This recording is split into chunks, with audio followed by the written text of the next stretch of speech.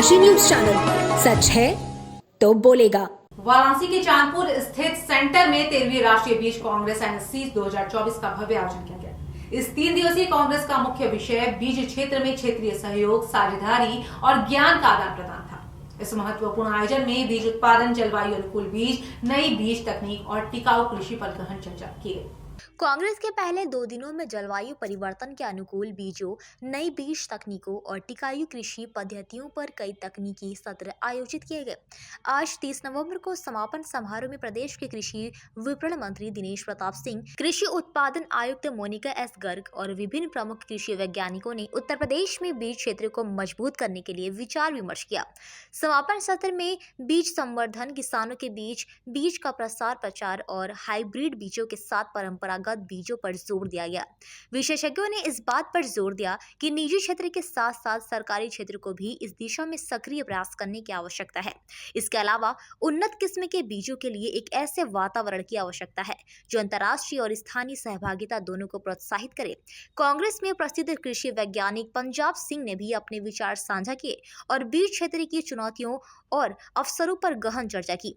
यह आयोजन कृषि और किसान कल्याण मंत्रालय, राष्ट्रीय बीज अनुसंधान एवं प्रशिक्षण केंद्र NSRTC और अंतर्राष्ट्रीय धान अनुसंधान संस्था IRRI जैसे प्रतिष्ठित संगठनों के सहयोग से किया गया। इस अवसर पर देश भर के कृषि विशेषज्ञ, वैज्ञानिक और नीति निर्माता एकत्र हुए, जिन्होंने बीज क्षेत्र के विकास और किसानों के हित में काम करने की दिशा में रणनीतियां बनाई। ये उपकरण में मॉइस्चर मीटर्स वगैरह भी आते हैं जो कृषि विद्यापीठ और साथ साथ में फार्मर्स जो होते हैं हमारे, उनके लिए भी यूज़फुल होता है कि जब हम हार्वेस्ट कर लेते हैं तो हार्वेस्ट करने के बाद उसका मॉइस्चर कितना होता है, उसको स्टोरेज कंडीशन में ले जाने के लिए या किसी कंपनी को बेचने के लिए उनको मॉइस्चर के ऊपर भी एक देख के उनको पेमेंट मिलती है।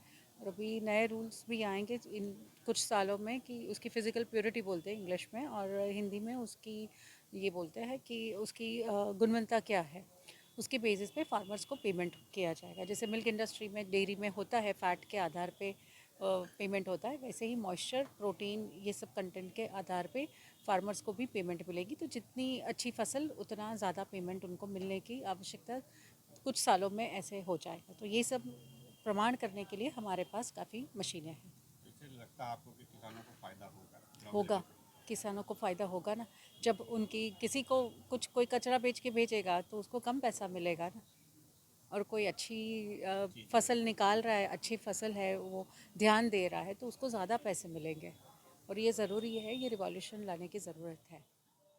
पूर्वांचल की खबरों से जुड़े रहने के लिए आज ही सब्सक्राइब करें हमारा YouTube चैनल डनकाशी, और हाँ, लेटेस्ट अपडेट्स के लिए बेल आइकन को प्रेस करना ना भूलें। और आपके पास है कोई जानकारी या है कोई सूचना तो हमारे दिए गए नंबर पर आप हमसे संपर्क कर सकते हैं।